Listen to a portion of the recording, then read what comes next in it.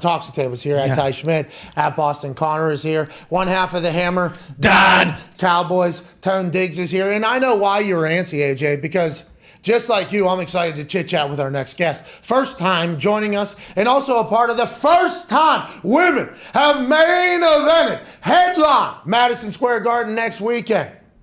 42 fights, 41, 1, and 1. That'll be 43, I guess. 66% knockout rate. Baddest woman of all time. Ladies and gentlemen, Amanda Serrano. Yeah! What's up? Hi, guys. Hey, how are you? I'm great. It's an honor to be here. Thank you so much for having me. No, we are lucky to have you on here. Shout out to FanDuel. Shout out FanDuel. Yes. Hey, we're 2 weeks out right now. We're about a week and a half out. Where's your headspace at? Where's your mindset at? We know you're from Puerto Rico by way of Brooklyn. So, hey, Madison Square Garden, let's go. This is a fucking big deal. How are we feeling? How's the headspace? I'm feeling anxious. I want to get it over with. I'm looking forward to May 1st, being the undisputed champion and having this fight done with. I'm excited. I'm ready. I'm pumped, and I just can't wait for the 30th. Do you care? Do you care how you win and what it looks like, or do you just want to get a victory?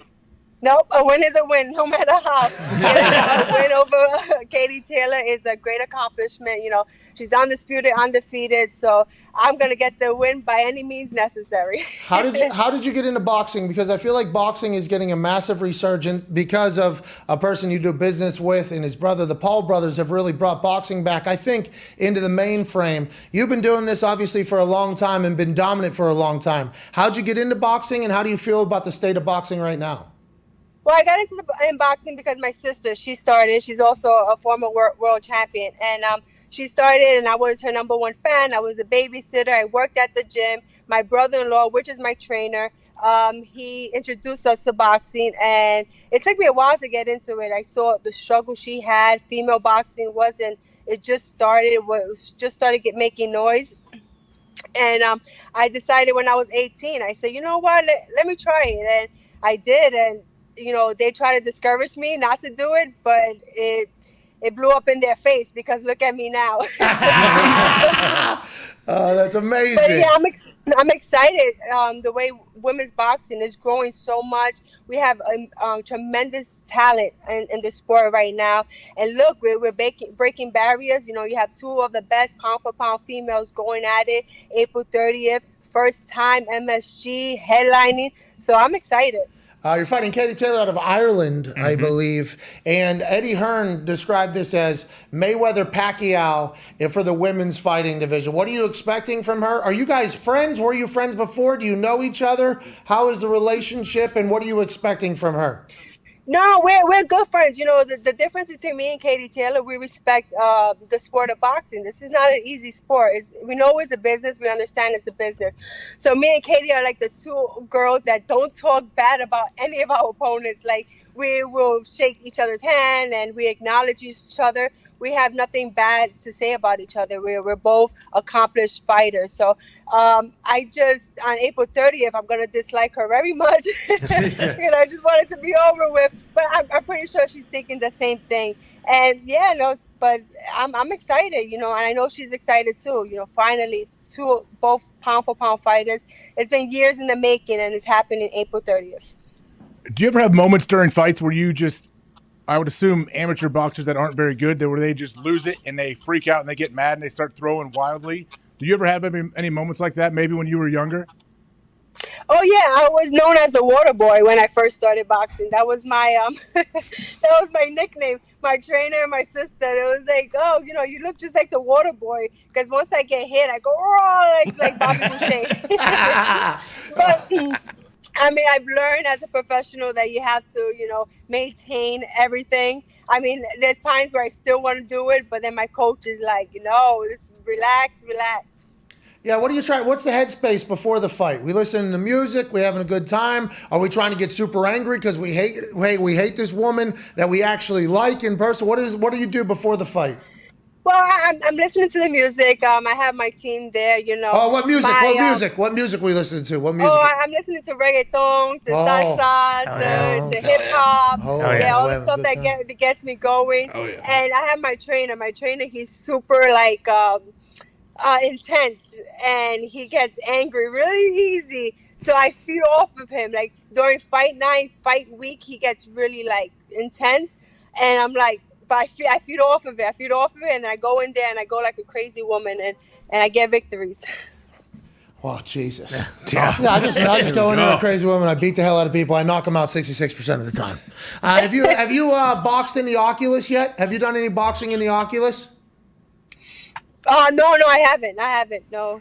Fuck. That's the game, right? Like, Yeah. Do you think if this guy does like the Oculus, he thinks he's a boxer and he thinks he can go into a gym and That spar is not somebody? true. That is not true. But you're an Is there any amazing carryover? wrestler. You are an amazing wrestler. I saw you. Congratulations at WrestleMania. Thank You you. did a hell of a job. Thank you. Yeah. Fuck Amazing you. guy. Thank you. That was not you. That was the over top of you. You beat the guy's name right off of him. Well, excuse, yeah, he did. Now he's just theory, by the way. Thank you for that love, champ. Thank you for that love. No problem. I appreciate that. No, there's like everybody I think is interested in boxing now. Much more people are getting interested in boxing, both for cardio reasons and because of like content game. There's a lot of boxing happening in the content world. We live in a content world. So the Oculus has this fight game where I'm in there throwing like 500 punches against, some British guy who happens to be the champ, and he just has to fucking eat it right every once in a while. But I feel like the workout is insane. I just wanted to know if there's any similarities to that in actually having the fear of getting punched in the actual face, which I do not have in the Oculus. It's a big difference when you're getting punched right back and you feel those punches. Yeah, that's But the thing. Yeah, I guess the workout is there. I've done it with the PlayStation, with the VR, and you get tired and you think you're going in there and trying like to knock the person out for real.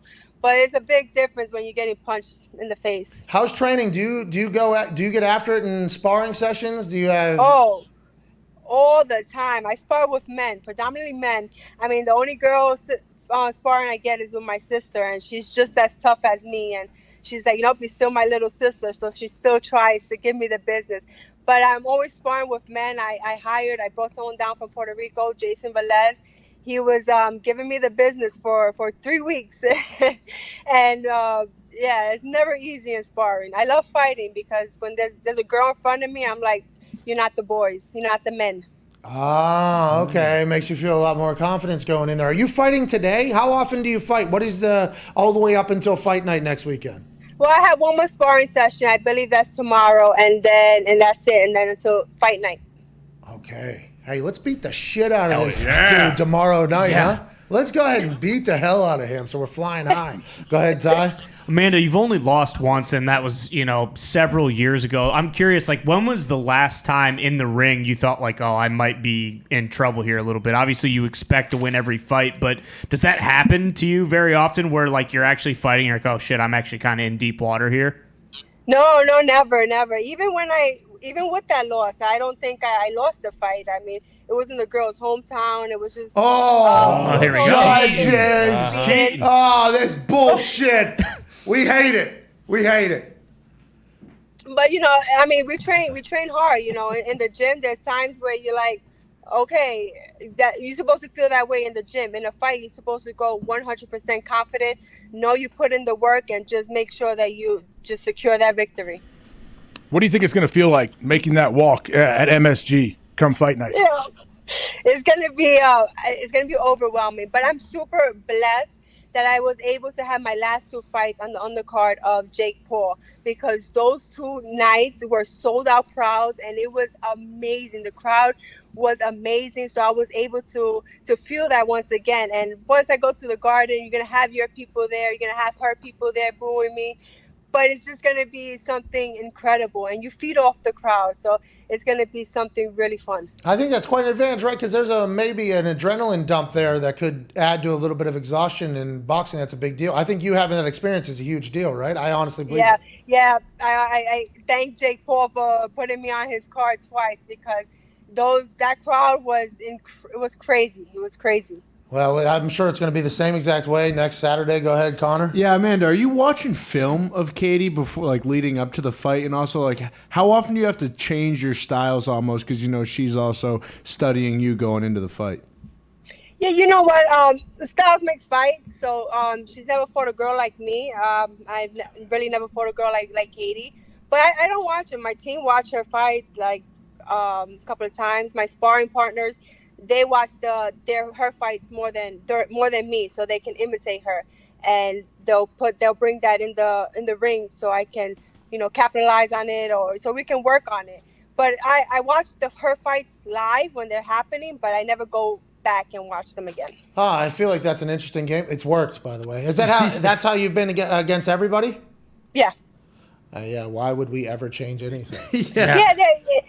They changed because she's training different for me, you know, and I'm gonna be training a certain way for her. So it's just, you never know. And then, like Mike Tyson said, everything changes when you get punched in the face. So Yeah.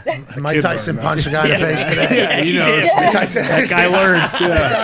I mean, a guy had a plan on that plane. He was going to get drunk and he was going to say a lot of stuff to the guy in front of him. And Maybe get an autograph. maybe get punched. The game changed. Game changed Mike Tyson today. Do you look ahead on your career and think about anything else, or are you always in the moment just thinking about this fight? Like, do you have a number in your head on how many wins you want to get to, what you want to accomplish, what you want to do? Have you already done that, or is that not something you would even think about?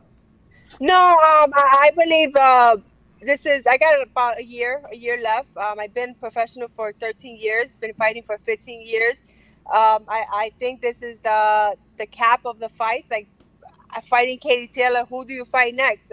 Making the money I'm making with Katie Taylor, who is going to give me that amount of money again? So it's I see myself another year. I'm hoping to one day step in your shoes and become a WWE star. Oh, let's like go! Let's go, dude. So that's something I'm looking forward to. I've trained a little bit with Amazing Red. So I mean, I've dabbled in wrestling. I trained a couple of days, so that was pretty cool. Do they know this at WWE? They have to. WWE knows this, right, from you? Well, I mean, I did an interview with the champ Bianca Belair, and I said I wouldn't mind doing a tag team with you. Oh, here we go. So WWE's hearing this, and they're very excited right now. Amanda, this is good news for everybody, including the WWE. We have one last question for you, if that's okay. Go ahead. Go ahead, Tone. Man, obviously headlining MSG. Are you going to come out like dressed as the Empire State Building, or do we not do that anymore after Deontay Wilder said things were just too heavy 40 pounds for his entrance? No. I got my outfit getting ready, getting done, and it just no Statue of Liberty. All right, well, you're going to kill it. Congrats on an incredible 15-year fighting, 13-year professional career. We can't wait to watch you blow the roof off of Madison Square Garden. Yes. You deserve it. Make sure to get your tickets, MSG.com. They almost sold out, and if you can't make it live, make sure you watch it on the Zone. It's free if you're a member. If not, go and subscribe right now. You don't want to miss this fight. It's going to be amazing. Hey, you almost sold out Madison fucking Square Garden, dude. Think about that. That's awesome. Women. Yay. 2 women. Let's go. That's amazing. Congratulations. Congratulations. And a big shout out to FanDuel. Hell yes. Hey, always that. We appreciate you. Good luck. Enjoy yourself. And we can't wait to watch. Ladies and gentlemen, Amanda Serrano. That was a good promo. I was cutting her off. That's on me. I didn't know she was going to continue to go. That is awesome. I'm very happy for her. And she wants to go into wrestling, too. Yeah, they're going to love that. They're going to love to hear that. Does Bob Backlund still train anybody? All right. For real, he's fundamentally sound. He is fundamentally sound. She'll be knee walking into MSG. Bob Backlund and Mongo. All right, let's get to a break, please.